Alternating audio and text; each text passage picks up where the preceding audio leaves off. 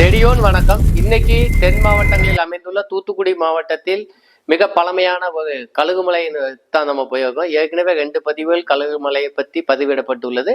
பார்க்காதவங்க போய் பார்த்துக்கோங்க. ஒன்று, அந்த வேட்டுவான் கோவில் மேலிருந்து கீழாக வெட்டப்பட்டது. அஜந்தா குகைகளுக்கும், அதாவது அஜந்தா எல்லோராவில் உள்ள அந்த குகைகளுக்கும் மிக பழமையானதாக உள்ள, அங்க உள்ள கைலாசநாத கோவிலுக்கும் மிக பழமையானதாக இது கருதப்படுகின்றது. 7-8ஆம் நூற்றாண்டு காலத்துக்கு முற்பட்டதோ அல்லது அதுக்கு அதே காலகட்டத்தில் வெட்டப்பட்டதாக இருக்கும்.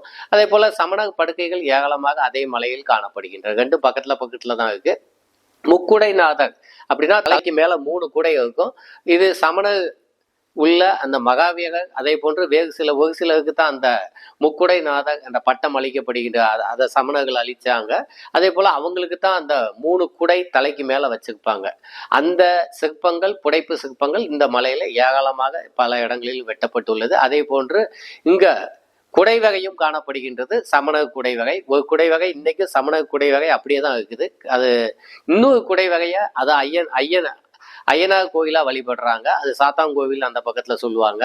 அந்த கோவிலாக பிற்காலத்துல அது மாற்றம் அடைஞ்சிருக்கு. இப்போ அந்த பக்கத்துல வசிக்கிற மக்களால அந்த சமண குடைவகை பிற்காலத்துல மாற்றம் அடைஞ்சு ஐயனார் கோவிலாக, சாத்தாங்கோவிலாக மாறிவிட்டது.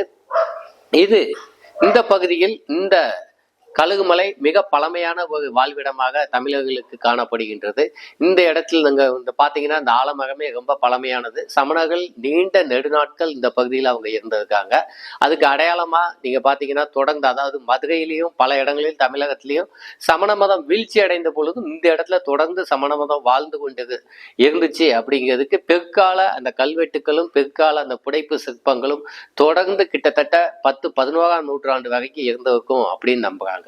இந்த அதே போல சமணர்கள் வெட்டின ஒரு குகை இது தெற்கு பக்கத்துல காணப்படுது. அந்த மலையோட தெற்கு பக்கத்துல கீழே, அதாவது தகையில காணப்படுது. அந்த இடத்துல அவங்க என்ன செஞ்சிருக்காங்கன்னா குடை வகைய முருகன் கோயிலா பிற்காலத்துல மாற்றம் அடைஞ்சிருக்கு.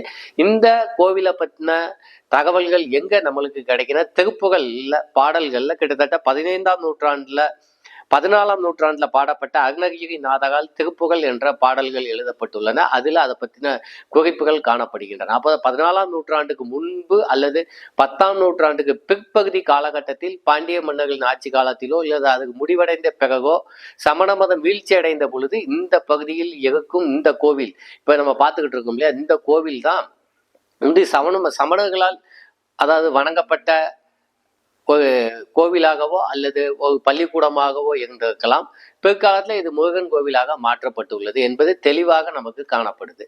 இது அதாவது இந்த கோவிலுக்கு கருவகை உள்ள, அதாவது மூலவகை இருக்கும் அறையானது உள்ள மலைக்கு உள்ள குடைஞ்சுதான் எடுத்திருக்காங்க. அது உள்ள இருக்குது. அதே போன்று இந்த கோவிலை நம்ம சுத்தி வரணும் அப்படின்னா சுற்று பிரகாரம் அப்படிம்பாங்க. சுத்தி வரணுங்க இடத்துக்கு எதுவுமே கிடையாது, மலையைத்தான் சுத்தி வர முடியும். அதே போல இந்த மலைக்கு, அதாவது கருவகை இருக்க இடத்துக்கு மேல, மூலவகை இருக்க இடத்துக்கு மேல கோபுரம் கட்டியிருப்பாங்க நிறைய கோயில்ல. ஆனா அந்த கோயில்ல அப்படியான கோபுரங்கள் கிடையாது. மலையே கோபுரமா அந்த கோவிலுக்கு இருக்குது. அது பக்கத்துல தெப்பம் ஒண்ணு வெட்டி வச்சிருக்காங்க. இது மிக பழங்காலத்துல வெட்டப்பட்ட தெப்பமாக, அதாவது எப்ப முருகனுக்காக இந்த கோவில் மாற்றப்பட்டதோ அந்த காலத்திலே வெட்டியிருப்பாங்க. அதுக்கு பின்னாடி சிவனுக்காகவும் இந்த கோவில் வந்து சோழர்கள் ஆட்சி காலத்துல, அப்பனா பார்த்துக்கோங்க, சோழர்கள் ஆட்சிய, அதாவது பாண்டிய மன்னர்கள் வீழ்த்த முன்னாடியே இங்க முருகனுக்கான கோவில், அந்த குடைவகை வந்து முருகனுக்காக மாற்றப்பட்டுருச்சு அப்படின்னு தான் நம்ம எடுத்துக்கலாம். அப்படி எடுத்துக்கிட்டா 11ஆம் நூற்றாண்டுக்கு முன்னாடியே 10ஆம் நூற்றாண்டு இல்லாட்டி 9, 8, 9 காலகட்டங்கள்ல இங்க உள்ள குடைவகை, கீழே இருந்த குடைவகை முருகனுக்காக மாற்றப்பட்டிருக்கு. 11ஆம் நூற்றாண்டுல, 10ஆம் நூற்றாண்டுக்கு அப்புறம் இங்க பகுதியில, அதாவது திருப்புவனம் பகுதியில இருக்கிற கோவில், அதாவது அங்க உள்ள சிவன் கோவிலுக்கு அதே போல பிரதி எடுத்து இங்க ஒரு கோவில் கட்டியிருக்காங்க. அத கயத்தாகலையும் இங்கேயும் அதே பேர் கொண்டதா காணப்படுது. கயத்தாகல கோதண்ட ராமேஸ்வரர் என்று அழைக்கப்படுகின்றது. அதே போன்று அகிலாண்டேஸ்வரி அம்மன் என்று சிவன், அத பார்வதியானவர் அழைக்கப்படுகின்றார். இந்த இடத்துல கழுகுமலையில நீங்க பாத்தீங்க அப்படின்னா ஜம்புநாதீஸ்வரர் என்று சிவன் அழைக்கப்படுகின்றார். அதாவது அதே போல 64, 63 நாயன்மார்களுடைய சிலைகளும் இங்க வைக்கப்பட்டு இருக்குது. அது ரொம்ப முக்கியமானதாக கருதப்படுகிறது. இது 11ஆம் நூற்றாண்டுல சோழர்களால் கட்டப்பட்ட இந்த கோவிலுக்கு உள்ளேயே அந்த சிவனுக்கான மூலவர் அறையும் அதே போன்று அவருக்கான அந்த பள்ளி அறையும் கட்டப்பட்டுள்ளது. இந்த கோவில், அந்த கோவில் வளாகத்துக்கு உள்ளேயே அது காணப்படுது. முருகனுக்கு ஏற்கனவே பழமையானதாக இருக்கின்றது. அதற்கு பிறகு இந்த சிவனுக்கும் கட்டப்பட்டிருக்கின்றது. இந்த பகுதியில இதுக்கு பக்கத்திலே தான் கயத்தாக இருக்குது. கயத்தாகிலையும் இதே பெயர் கொண்ட அகிலாண்டேஸ்வரி அம்மன் கோவில் காணப்படுது. அதுக்கு பக்கத்துல தான் இந்த கோவிலும் இருப்பது. ஒருவேளை இரண்டுமே ஒரே காலகட்டத்தை சேர்ந்ததா, இல்லாட்டி ஒண்ணுக்கு பின்னாடி இன்னொன்னு கட்டப்பட்டதா, இல்ல ரெண்டுமே சோழர்களால கட்டப்பட்டதா, ஒண்ணு பாண்டியர்களால கட்டப்பட்டதா அப்படிங்கிறது ஒரு ஆய்வுக்குரிய தகவல்களா இந்த இடத்துல நம்மளுக்கு இருக்குது. எட்டயபுர சமஸ்தானத்தை சேர்ந்த அந்த ஜமீன் என்ன செஞ்சிருக்காங்கன்னா, அந்த கோவிலுக்கு முன்னாடி ஒரு மண்டபம் கட்டியிருக்காரு. அந்த மண்டபம் பிற்கால கட்டடக்கலையின் ஒரு சாட்சியாக கருதப்படுது. மிகப்பெரிய மண்டபமாக அது இருக்கின்றது. அந்த பகுதியில அந்த மண்டபத்துல கல்யாணம் முடிக்கலாம். அப்படி அந்த தெப்பம் ஒண்ணு, அந்த தெப்பம் முற்காலத்தை சேர்ந்த தெப்பமா இருக்குது. பாண்டியர்கள் கால அல்லது சோழர்கள் கால தெப்பமாக இருப்பதற்கான வாய்ப்புகள் இருக்கின்றன. அந்த தெப்பத்துக்கு உள்ள இருந்தே, அதாவது கோயிலுக்கு உள்ள இருந்தே தெப்பத்துக்கு இறங்கிடலாம். படிக்கட்டு அப்படிதான் கட்டி இருக்காங்க. அதாவது படிக்கட்டுக்கு மேல இந்த தெப்பத்தை சுத்தி வர மாதிரி அந்த சுற்றுப்பாதையும் அமைக்கப்பட்டுள்ளது. இதுதான் அந்த கோயில்ல நாயன்மார்களுடைய சிலைகளா, அதான் எல்லா சிலைகளும் அங்க வைக்கப்பட்டிருக்குது. பாத்தீங்கன்னா தெளிவா தெரியும்.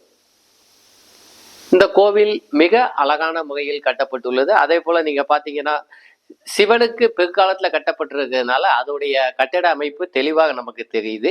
சோழ நாட்டில இருந்து அந்த சோழ மன்னர்கள் ஆட்சி காலத்துல கட்டப்பட்டதா சொல்றாங்க. அதே போன்று கந்தபுராணம் 15ஆம் நூற்றாண்டுல கந்தபுராணம் எழுதப்பட்டது.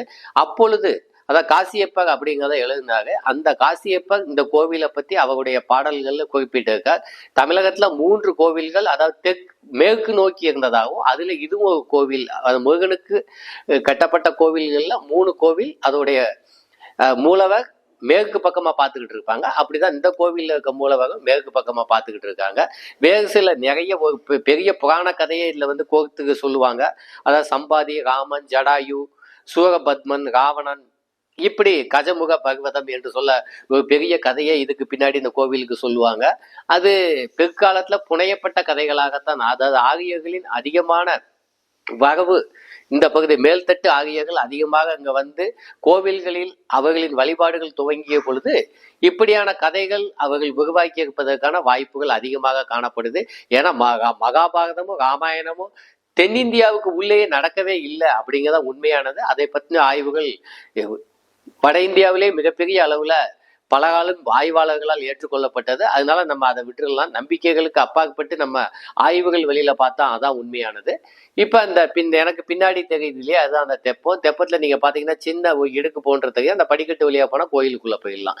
இந்த மண்டபம் கிட்டத்தட்ட நாயக்க மன்னர்கள் காலத்துல கட்டப்பட்ட மண்டபமா இருக்குது. அந்த மலையை பார்த்தா தெரியும் உங்களுக்கு. மூலவர் அந்த மண்டபத்துல அந்த மலைக்கு கீழே உள்ள அந்த குடைஞ்சுதான் அதை உள்ள எடுத்திருக்காங்க. அந்த மலையே ஒரு கோபுரம் போன்று, மூலவரின் கோபுரம் போல அந்த காணப்படுது. அது ஒருவேளை அந்த கோயிலை நம்ம சுத்தி வணங்கணும் அப்படின்னு சொன்னா அந்த மலையவே தான் சுத்தணும், கோயிலை சுத்த முடியாது. அதே போன்று இந்த கோவில்ல ரொம்ப முக்கியமான ஒண்ணு என்னன்னு பாத்தீங்கன்னா, இந்த பகுதியில சமண மதத்தை சேர்ந்ததும் காணப்படுது. அதே போன்று சிவனுக்கான வழிபாடுகளும் இருக்குது. பழைய வெட்டுவான் கோவிலும் காணப்படுது. வெட்டுவான் கோவிலுக்குள்ள புலியார் சிலை இன்னைக்கு வைக்கப்பட்டிருக்கு. அதே போன்று முருகனுக்கான வழிபாடுகள் மிக முக்கியமானதாக காணப்படுகின்றது. அதாவது வைகாசி, விசாகம், தைப்பூசம், பங்குனி உத்தரம், இந்த 3 விழாக்களும் இந்த முருகன் கோயில மிகப்பெரிய அளவில் கொண்டாடப்படுகின்றது. இதுதான் இந்த கோவிலை பற்றின வரலாறாக இருக்கின்றது. நான் உங்கள் பழனிக்குமார் மாடசாமி. மீண்டும் ஒரு பதிவில் விரைவில் சந்திக்கும் வரை நன்றி, வணக்கம்.